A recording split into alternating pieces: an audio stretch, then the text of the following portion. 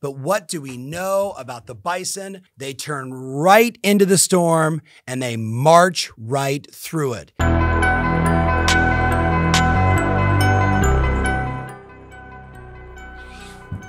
So, we've all heard the example of the difference between a cow and a buffalo or a bison, and it's simply this.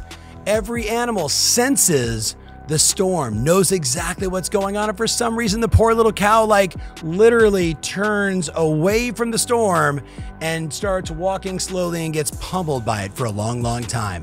But what do we know about the bison? What do we know about the buffalo?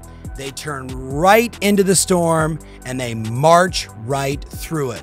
Man, I can't think of a better metaphorical example for what you and I are dealing with right now. There is so many people around the world that are literally walking away from the pain, walking away from the work, slowly getting pummeled by the metaphorical storm, while you and I are going right at it. We're doing the things that the average person would never do because we're different, and different is good.